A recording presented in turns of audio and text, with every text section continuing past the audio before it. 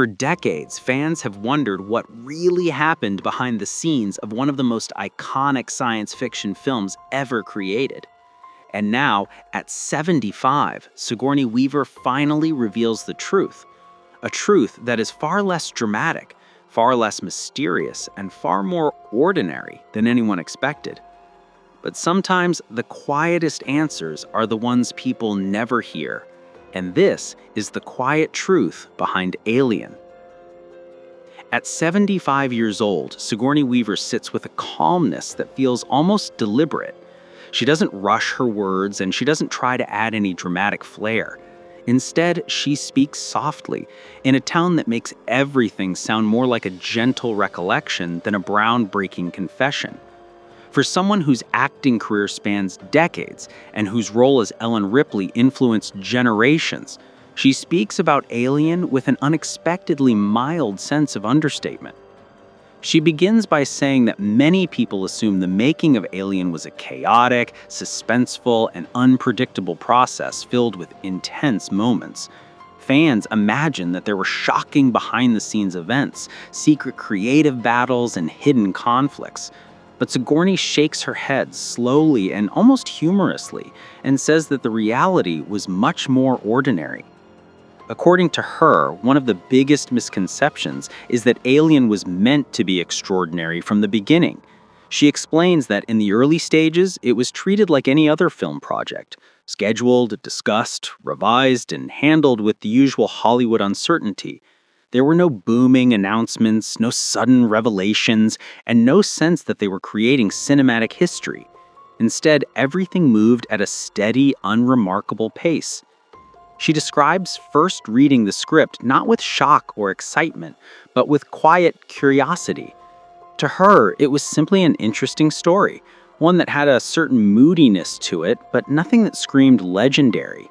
She remembers sitting near a window, flipping the pages slowly, making mental notes, and wondering if the role of Ripley was something she could shape into a character with depth. Sigourney makes it clear that she had no idea the film would become iconic. In fact, she says she wasn't even sure she would get the part. Her audition, as she recalls, lacked any kind of thrill. She entered a room, exchanged polite greetings, read her lines, and then left. She didn't feel anything unusual or groundbreaking. She didn't walk away thinking she had just secured a role that would define her career. She simply did her best and went home. After the audition, days passed quietly. Nothing dramatic happened. She continued her normal routine. She read books. She went for walks. She waited. Not with nervous anticipation, but with a kind of patient acceptance that the decision, whatever it would be, was out of her control. When the call finally came offering her the role, her reaction was subdued. She didn't scream or jump or cry. She just said, "Thank you," hung up the phone, and sat for a moment in silence. She says she felt grateful, but not overwhelmed. To her, it was simply a job. An opportunity that might lead to other opportunities. As she talks, she explains that the filming process itself was nothing like the dangerous, intense experience people imagine. Instead, it involved long hours, careful technical work, and a lot of waiting. She describes the set as dark and claustrophobic, but not frightening. To her, it felt more like being inside a complicated art installation than inside a horror movie. She recalls the famous scenes with the alien, but she doesn't recount them with excitement or shock. Instead, she explains them with almost scientific precision. She remembers how the creature suits were adjusted by technicians, how the lighting team spent hours trying to create the right shadows, and how the cast would stand around quietly while adjustments were made. For her, the day-to-day reality of filming Alien was more about patience than terror. Even the legendary chestburster scene, often talked about as shocking for the cast, was, in her memory, more awkward than horrifying. She describes the preparation, the mechanical rigs, the cleanup afterward, and the long process of resetting the environment for each take. She says the cast did react strongly, but the moment was surrounded by technical delays and practical issues that pulled them out of the emotion. When she speaks about director Ridley Scott, she describes him as quiet, thoughtful, and extremely focused. She says he wasn't the type to raise his voice or create tension.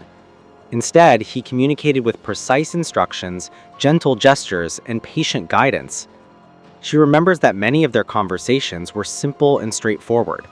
Discussions about exposure, movement, breathing, and tone.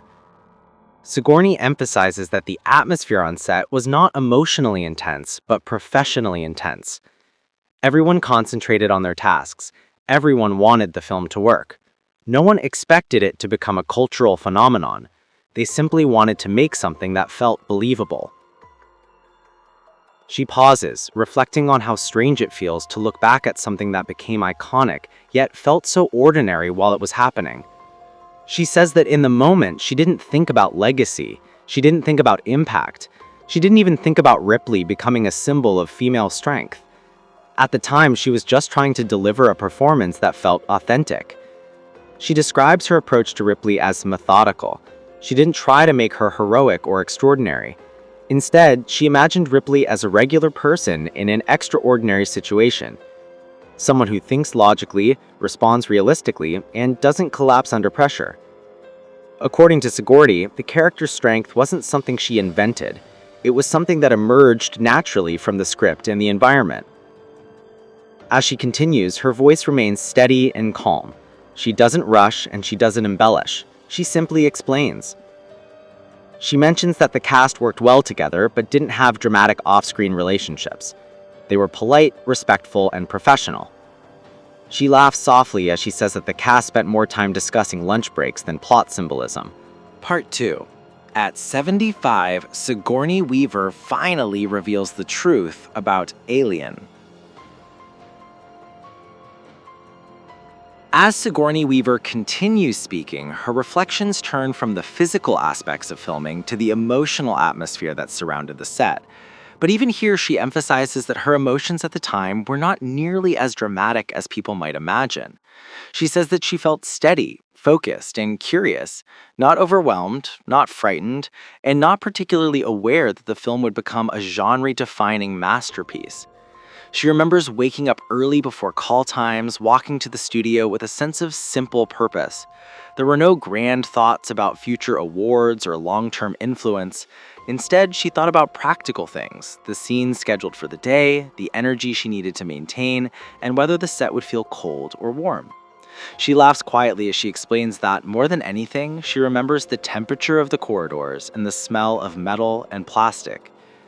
For her, filmmaking is about repetition, doing things over and over until they feel right. She explains that on Alien, this repetition was constant. Scenes were filmed multiple times from multiple angles, sometimes for hours. Much of her experience was simply waiting for lighting adjustments, waiting for camera setups, waiting for props to be repaired or repositioned.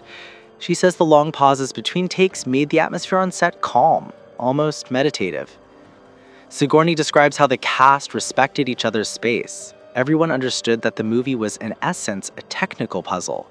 The actors weren't always reacting to each other. Often they were reacting to marks on the floor, sound cues, and imaginary threats. She says that made the performances feel quietly internal, more about controlling breath and posture than about outward expression. She adds that the design of the Nostroma's interior contributed to this atmosphere. The corridors were narrow, the chairs were stiff, and the rooms were cluttered with props. There wasn't much room to move, which made everything feel slow and deliberate. She often had to adjust her movements to avoid knocking into equipment or bumping into sharp corners of the set. She recalls thinking that the environment felt more like a submarine than a spaceship. The alien creature itself, she said, was not frightening during filming. She speaks about it with the same calmness she used when describing her audition. To her, the creature was a piece of craftsmanship. Carefully designed, carefully maintained, and carefully operated by a performer inside the suit. She remembers the performer being tall, patient, and soft-spoken, which made the contrast between his real personality and the creature's on-screen terror somewhat amusing. She explains that the production team treated the alien suit with a kind of reverence. It wasn't allowed to be mishandled, and it had to be cleaned regularly. The suit was fragile in certain areas, and the mechanical elements inside required frequent adjustments. She remembers technicians kneeling beside it, checking wires, tightening straps, and testing movements before each take. She says she rarely thought about the alien as a monster.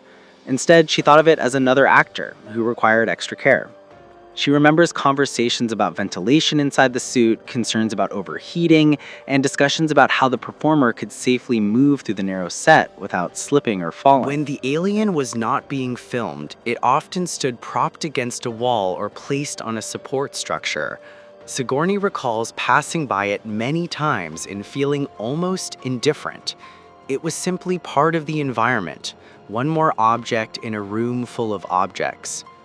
The legendary tension of the film, she says, was mainly created in the editing room, not on the set. She explains that the moments audiences find terrifying were often filmed in pieces, sometimes over several days, with long stretches of downtime in between. She says it was hard to feel scared when she had spent half the morning waiting for fog machines to warm up and the other half watching crew members adjust camera cranes. Sigourney also discusses her interactions with the other actors. She says they got along well, but their conversations were usually simple and routine. They talked about the script, about the equipment, about lunch, and occasionally about unrelated personal topics. She says no one behaved like a larger-than-life movie star. Everyone understood that the film required concentration and endurance. She mentions that the atmosphere shifted slightly when shooting the more intense scenes. People spoke less, moved more carefully, and focused on their responsibilities. But even then, the intensity felt controlled, never chaotic or overwhelming. She says Ridley Scott maintained order through his calm demeanor. He gave instructions quietly, with clear gestures and short explanations. She appreciated this approach because it helped her stay centered. Sigourney recalls that the scene where Ripley moves through the ship alone, searching for answers, was not filmed in one emotional sweep. Instead, it was broken into many small pieces. She would walk a few steps, pause, adjust her breathing, listen to instructions, and repeat. She explains that the feeling of isolation in the final film came from careful editing, not from her personal emotions during filming. She says she approached Ripley not as a hero, but as a professional doing her job. She never imagined Ripley becoming an icon or a symbol. Instead, she focused on portraying a woman who thinks clearly, acts logically, and tries to survive.